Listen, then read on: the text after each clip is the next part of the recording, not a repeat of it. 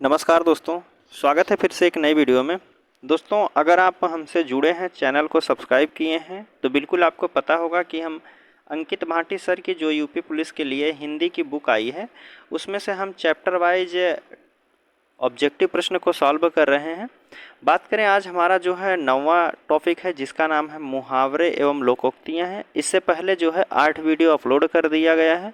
अगर आप नहीं देखे हैं तो आपको डिस्क्रिप्शन में लिंक मिल जाएगा, या फिर चैनल के प्लेलिस्ट में जाइए, वहाँ प्लेलिस्ट बनाया गया है, आप वहाँ से जाके हर एक वीडियो को क्रमागत से देख सकते हैं।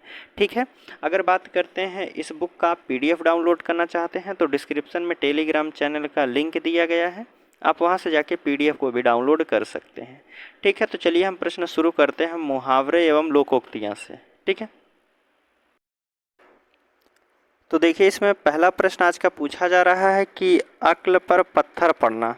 अक्ल पर पत्थर पड़ना मुहावरे का सही अर्थ क्या होता है? तो आप कहेंगे अक्ल पर पत्थर पड़ना का मुहावरे का सही अर्थ होता है बुद्धि भ्रष्ट होना। ऑप्शन सी वाले में दिया गया है, तो सी वाला यहाँ बिल्कुल सही होगा। अगले प्रश्न की बात करते हैं। देखिए, इसमें कह रहा है कि गूलर का फूल होना। गूलर का फूल होना मुहावरे का सही अर्थ क्या होता है? फूल की तरह खिलना, अति प्रसन्न होना, दुर्लभ वस्तु, या फिर सुगंधित होना। तो आप कहेंगे गूलर का फूल होना अर्थात जो है दुर्लभ वस्तु है। ऑप्शन सी वाला यहाँ बिल्कुल सही होगा। अगला प्रश्न है कि द्रौपदी का चीर।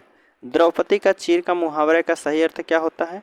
नारी का अपमान करना, शर्मनाक कार्य करना, कभी समाप्त न होना, सुंदर स्त्री।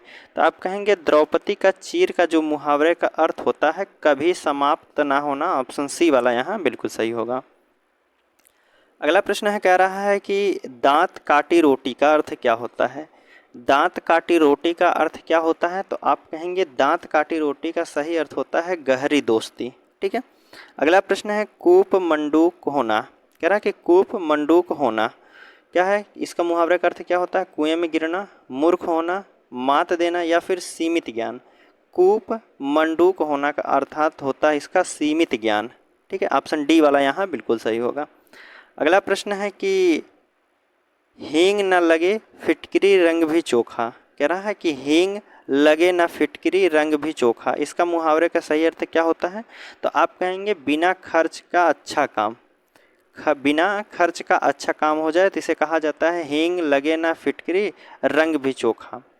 अगला प्रश्न है, कह रहा है कि अंग अंग फूले ना समाना। अंग अंग फूले ना समाना, इसका मुहावरे का अर्थ क्या होता है? गुस्सा होना, दुखी होना, बहुत आनंदित होना, या फिर बीमार होना। तो आप कहेंगे अंग अंग फूले ना समाना अर्थात बहुत आनंदित होना। ऑप्शन सी वाला यहाँ बिल्कुल सही होगा। अगला प्रश्न है, कह रहा है कि इस विद्यालय में दाखिला मिलना टेढ़ी खीर। मुहावरे का सही अर्थ पूछा गया, टेढ़ी खीर का पूछा जा रहा है। कठिन कार्य होना, आसान कार्य होना, या फिर प्रयत्नशील होना, या फिर असंभव कार्य होना। टेढ़ी खीर का मुहावरे का सही अर्थ होता है दोस्तों कठिन कार्य होना। क्या होता है? कठिन कार्य होना। ऑप्शन ए वाला यहाँ बिल्कुल सही होगा। अगला है कि अंगारों पर पैर रखना। अंगारों पर पैर रखना मुहावरे का सही अर्थ क्या हो जाएगा? मूर्ख होना, समझदार होना, नुकसान होना, जोखिम मोल लेना। तो आप कहेंगे अंगारों पर पैर रखना, जोखिम मोड़ लेना। ऑप्शन डी वाला यहाँ बिल्कुल सही होगा। अगला प्रश्न है, कह रहा है कि जौहर खुलना का अर्थ क्या होता है? युद्ध होना, परीक्षा, जौहर टूट जाना, भेद का पता लगना। तो आप कहेंगे जौहर खुलना का जो शाब्दिक अर्थ होता है, इसका भेद का अर्थ हो जाएगा भेद का पता लगना। ठीक है, अगला प्रश्न है कि होनहार बिरवन के होत चिकने पात। होनहार बिरवन के होत चिकने पात लोकोक्ति का सही अर्थ क्या होता है? होनहार बालक सुंदर होता है, सुंदर बालक होनहार होता है। या सी वाला कह रहा है कि होनहार बालक के गुण बचपन से ही दिखाई देने लगते हैं, या डी ऑप्शन कह रहा है कि होनहार बालक सुंदर नहीं होता। प्रश्न में हमसे पूछा गया था कि होनहार बिरवन के होत चिकने पात लोकोक्ति का सही अर्थ क्या होता है? तो आप कहेंगे होनहार बिरवन के होत चिकने पात का सही अर्थ होता है होनहार बालक के अच्छे गुण जो है बचपन से ही दिखाई देने पड़ते हैं। ऑप्शन जो हो जाएगा सी वाला यहाँ बिल्कुल सही हो जाएगा। अगला है कि दिनों का फेर होना। दिनों का फेर होना मुहावरे का सही अर्थ क्या हो जाएगा? अजीब हालत होना, बहुत जल्दी जल्दी होना, भाग्य का चक्कर या दिन काटे ना कटना। तो आप कहेंगे दिनों का फेर होना, अर्थात मुहावरे का सही अर्थ होता है भाग्य का चक्कर होना। ठीक है, ऑप्शन सी वाला यहाँ बिल्कुल सही है। अगला प्रश्न है, कह रहा है कि एक से बढ़कर दूसरे का अर्थ व्यक्त करने के लिए सही लोकोक्ति कौन से है। एक से बढ़कर दूसरे, इसमें पूछा जा रहा है एक से बढ़कर दूसरे के लिए सही लोकोक्ति कौन सी होती है। समरथ, जो कह रहा है कि समरथ को नहीं दोषी गुस, या फिर शेर को सवा शेर, या फिर सैया भय कोतवाल अब डर काहे का, या डी वाला कह रहा है कि सही ना सहेली भली अकेली।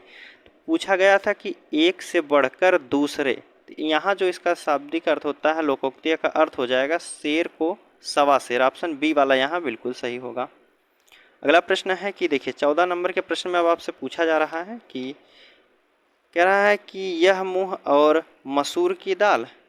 प्रश्न में कह रहा है कि यह मुँह और मसूर की दाल लोकोक्ति का सही अर्थ क्या होता है। मजबूरी में आदमी सब कुछ करता है, केवल ऊपरी दिखावा करता है, या फिर पुराना गौरव समाप्त होना, अपनी औकात से बढ़कर होना या करना।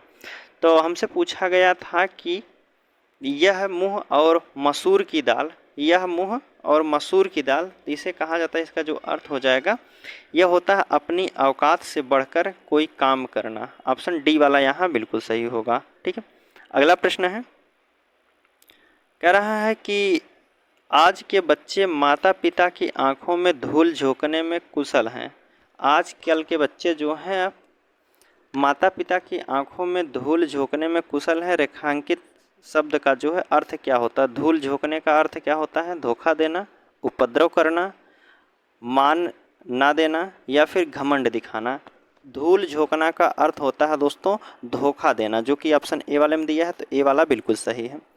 अगला प्रश्न है कि सावन हरे न भादों सूखे, इस कहावत का अर्थ क्या होता है। सावन हरे न भादों सूखे, तो इसका सही अर्थ होता है दोस्तों एक, कह रहा कि सदा एक ही दशा नहीं रहना।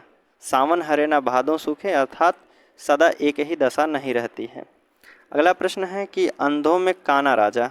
अंधों में काना राजा, इसका लोकोक्ति का अर्थ क्या हो जाएगा। गुणहीनों के बीच एक गुणवान व्यक्ति, या ओछे व्यक्ति के ऐंठन होती है, या फिर बहुत ही लालची होना, या अकेला आदमी मजबूर नहीं होता है। तो आप कहेंगे अंधों में काना राजा का जो सही अर्थ होता है कि गुणहीनों के बीच एक गुणवान व्यक्ति। अगला प्रश्न है कि एड़िया रगड़ना। एड़िया रगड़ना मुहावरे का सही अर्थ क्या हो जाएगा। एड़िया रगड़ना, प्रश्न ऑप्शन दिया गया है एड़िया साफ करना, परिश्रम करना, बहुत दौड़ धूप करना, या फिर परेशान होना। एड़िया रगड़ने का जो अर्थ होता है बहुत दौड़ धूप करना। ऑप्शन सी वाला यहाँ बिल्कुल सही हो जाएगा। अगला प्रश्न है,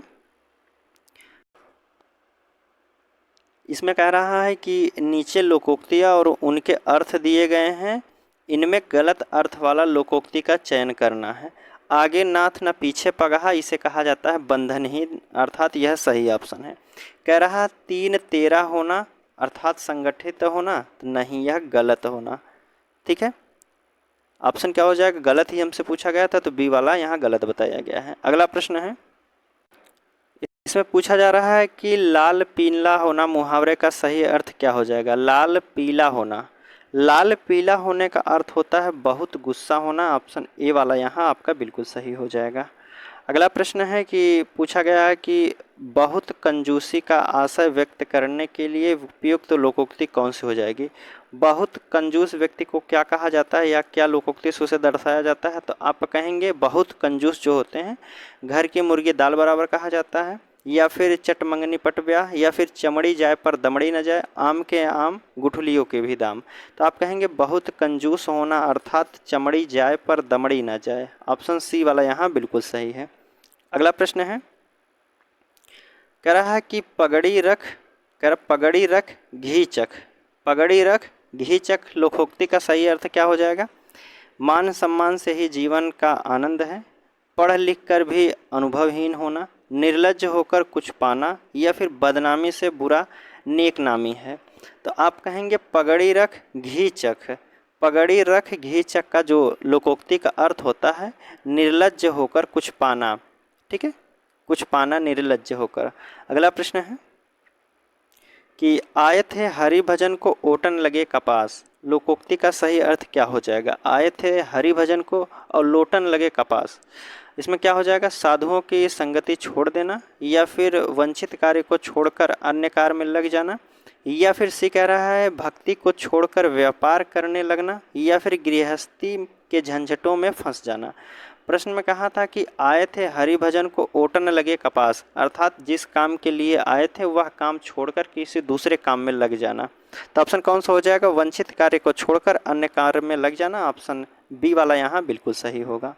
अगला प्रश्न है नीम हकीम खतरे जान।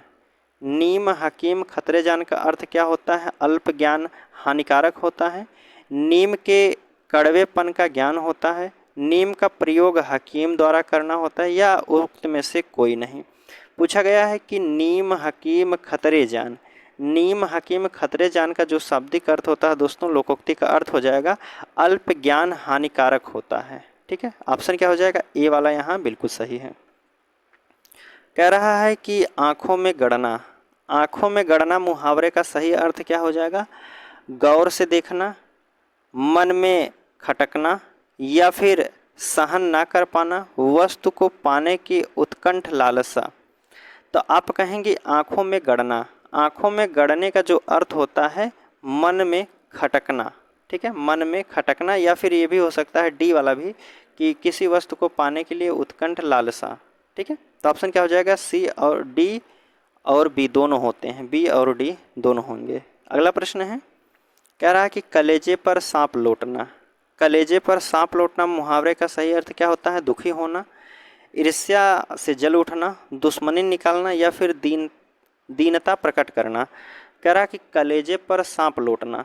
कलेजे पर सांप लौटना अर्थात जो है ईर्ष्या से जल उठना। ऑप्शन बी वाला यहाँ बिल्कुल सही है। अगला प्रश्न है सिर से पानी गुजर जाना। सिर से पानी गुजर जाना मुहावरे का सही अर्थ क्या होता है? गहरे पानी में स्थान करना, या फिर सहनशीलता की सीमा टूट जाना, या फिर अच्छी प्रकार से सिर धोना, या फिर डूबने से बच जाना। कह रहा है कि सिर से पानी गुजर जाना। सिर से पानी गुजर जाना अर्थात जो इसका अर्थ होता है सहनशीलता की सीमा टूट जाना। ऑप्शन बी वाला यहाँ बिल्कुल सही है। अगला प्रश्न है कि अपनी डफली अपना राग। अपनी डफली अपना राग का अर्थ क्या होता है? स्वतंत्र होना, अपना दुखड़ा रोना, संगठन का अभाव होना, या फिर सबका अपने अपने मन के अनुसार चलना। तो अपनी डफली अपना राग। अपनी डफली अपना राग का सही अर्थ जो होता है सबका अपने अपने मन के अनुसार चलना। ऑप्शन डी वाला यहाँ बिल्कुल सही है। अगले प्रश्न की बात करते हैं। इसमें कह रहा है कि अकेला चना भाड़ नहीं फोड़ता। अकेला चना भाड़ नहीं फोड़ता, इसका क्या अर्थ होता है? एक चना किसी काम का नहीं होता है, या फिर एक चना शक्तिहीन होता है, या फिर अकेला व्यक्ति शक्तिशाली नहीं होता, या एक चने से भूख नहीं मिटती। अकेला चना भाड़ नहीं फोड़ता, इसका सही अर्थ हो जाएगा कि अकेला व्यक्ति शक्तिशाली नहीं होता है। ठीक है, अगला प्रश्न है घुटने टेक देना। घुटने टेक देना का सही अर्थ क्या होता है? विवाह करना, या फिर याद करना, हार मानना, या फिर कायर होना। तो घुटने टेक देना। घुटने टेक देना अर्थात जो है हार मान लेना। ऑप्शन क्या हो जाएगा? हार मान लेना। ऑप्शन सी वाला यहाँ बिल्कुल सही है। अगला कह रहा है कि अंडे सेना। अंडे सेना का सही अर्थ क्या होता है? मुर्गी का चूजों के ऊपर बैठना, स्वावलंबी होना, स्वार्थ सिद्ध करना, या फिर घर में बेकार बैठना। अंडे सेना का अर्थ होता है दोस्तों घर में बेकार बैठना। ऑप्शन डी वाला यहाँ बिल्कुल सही होगा। अगला है थाली का बैगन। थाली का बैगन मुहावरे का सही अर्थ क्या होता है? अधिक चिकना होना, चौड़ा होना, गोल होना, या फिर सिद्धांतहीन व्यक्ति। तो कहेंगे आप थाली का बैगन का जो सही अर्थ होता है सिद्धांतहीन व्यक्ति। ऑप्शन क्या हो जाएगा? डी वाला यहाँ बिल्कुल सही हो जाएगा। ठीक है, चलिए अगला प्रश्न है अब आपके सामने पूछा जा रहा है कि बाँझ क्या जाने प्रसव पीड़ा। बाँझ क्या जाने प्रसव पीड़ा, इसका अर्थ क्या होता है? दूसरों का दुख दर्द नहीं समझना, सहानुभूति नहीं दिखलाना, या फिर संतानहीन होना, या जिस पर बीतती है वही जानता है। तो आप कहेंगे बाँझ जाने प्रसव पीड़ा, इसका शाब्दिक अर्थ होता है दोस्तों जिस पर बीतती है वही जानता है। अगला प्रश्न है कि तलवार की धार पर चलना। तलवार की धार पर चलना मुहावरे का सही अर्थ क्या होता है? नुकीला होना, या फिर पराजित कर देना, ईर्ष्या करना, या कठिन कार्य करना। तो आप कहेंगे तलवार की धार पर चलना अर्थात कठिन कार्य करना। ऑप्शन डी वाला यहाँ बिल्कुल सही है।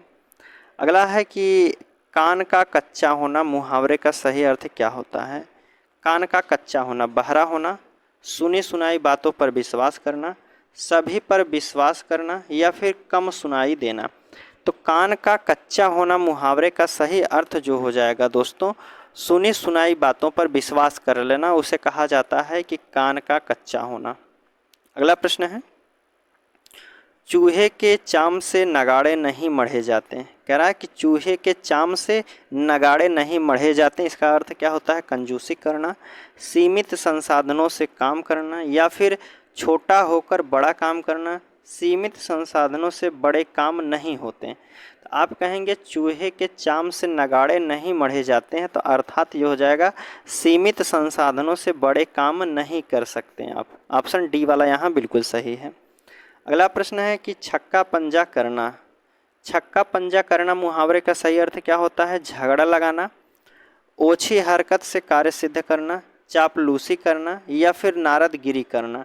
तो पूछा गया है कि छक्का पंजा करना, तो आप कहेंगे ओछी हरकत से कार्य सिद्ध करना। ऑप्शन बी वाला यहाँ बिल्कुल सही है। अगले प्रश्न की बात करते हैं। इसमें पूछा जा रहा है कि अंधे के हाथ बटेर लगना। अंधे के हाथ बटेर लगना मुहावरे का सही अर्थ क्या होता है? अंधा भी अपना लक्ष्य प्राप्त कर सकता है, अंधेरे में कोई वस्तु मिल जाना, अपात्र को बड़ी सफलता मिलना, या फिर मुसीबत पर मुसीबत आना। तो आप कहेंगे अंधे के हाथ में बटेर लगना, इसका सही अर्थ हो जाएगी कि इसका सही अर्थ हो जाएगा अपात्र को बड़ी सफलता मिल जाना। जो योग्य व्यक्ति नहीं होता है उसे सफलता मिल जाना, अर्थात जो है अंधे के हाथ बटेर लग जाना। अगला प्रश्न है कि अंधे को दीपक दिखाना।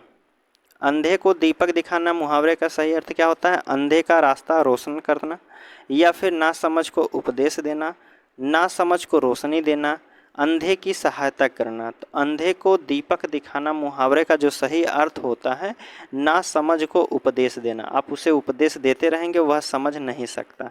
ठीक है, तो ऑप्शन क्या हो जाएगा? बी वाला यहाँ बिल्कुल सही है। कह रहा है कि तीन लोक में मथुरा न्यारी।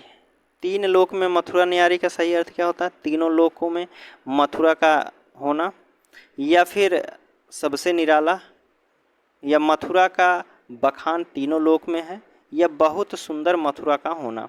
प्रश्न में है कि तीन लोक में मथुरा न्यारी। तीन लोक में मथुरा न्यारी का अर्थ जो होता है सबसे निराला होना। ऑप्शन बी वाला यहाँ सही हो जाएगा, सबसे निराला होना।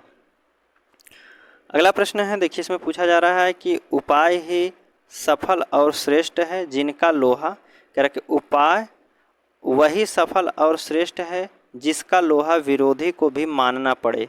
यह लोकोक्ति का सही अर्थ क्या होता है? कि उपाय वही सफल और श्रेष्ठ है जिनका लोहा विरोधी को भी मानना पड़े। इसका सही अर्थ हो जाएगा दोस्तों, यह किस लोकोक्ति का अर्थ होता है? तो आप कहेंगे ऑप्शन जो हो जाएगा डी सी वाला यहाँ सही होता है, जादू वही जो सिर चढ़कर बोले। ठीक है, जादू वही जो सिर चढ़कर बोले का अर्थ होता है कि उपाय वही सफल और श्रेष्ठ है जिनका लोहा विरोधी को भी मानना पड़े। ऑप्शन क्या हो जाएगा? सी वाला बिल्कुल सही। अगला प्रश्न है कि कट जाना। कट जाना मुहावरे का अर्थ क्या होता है? शर्मिंदा होना, टुकड़ों में बंटना, विभाजित करना, आंखें चुराना। कट जाना का जो सही अर्थ होता है शर्मिंदा होना। ऑप्शन ए वाला यहाँ बिल्कुल सही है। अगला प्रश्न है, कह रहा है कि बात तय थी लेकिन ऐन मौके पर उसके इनकार करने से सारा काम रुक गया। सारा काम रुक गया, इस मुहावरे का सही अर्थ क्या होता है? अक्ल पर पत्थर पड़ना, गुड़ गोबर करना, खटाई में पड़ना, या फिर काला पड़ना। तो आप कहेंगे कि सारा काम रुक जाना। सारा काम रुक जाना मुहावरे का जो सही अर्थ होता है खटाई में पड़ना। ठीक है, क्या? खटाई में पड़ना। अगला प्रश्न है देखिए इसमें पूछा गया है कि 8 कनौजियाँ 9 चूल्हे।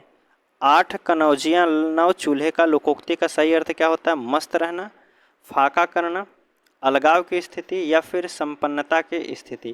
कह रहा है कि 8 कनौजियाँ 9 चूल्हे। 8 कनौजियाँ 9 चूल्हे का जो सही अर्थ होता है कि अलगाव की स्थिति को दर्शाना। ऑप्शन क्या हो जाएगा? अलगाव की स्थिति को दर्शाता है जो, तो उसे कहा जाता है 8 कनौजियाँ 9 चूल्हे। अगला प्रश्न है कि घर बसाना मुहावरे का सही अर्थ क्या होता है? घर बनाना, घर में रहना, विवाह करना, मदद करना। तो घर बसाना का सही अर्थ होता है विवाह करना। ऑप्शन सी वाला यहाँ बिल्कुल सही है। कह रहा है जूते चाटना का अर्थ क्या होता है? जूते चाटना का अर्थ क्या होता है? इधर उधर घूमना, घुस देना, जूतों को चमकदार बनाना या फिर खुशामद करना। जूते चाटने का जो सही अर्थ होता है खुशामद करना। ठीक है, क्या होता है? खुशामद करना। ऑप्शन डी वाला यहाँ बिल्कुल सही है। अगला है कि भीष्म प्रतिज्ञा का अर्थ होता है। भीष्म प्रतिज्ञा का अर्थ क्या होता है? दिखने मात्र की प्रतिज्ञा होती है या फिर कठोर प्रतिज्ञा या फिर दृढ़ प्रतिज्ञा या इनमें से कोई नहीं। तो भीष्म प्रतिज्ञा का जो अर्थ होता है दृढ़ प्रतिज्ञा। ऑप्शन सी वाला यहाँ बिल्कुल सही है। अगले प्रश्न की बात करते हैं। अब इसमें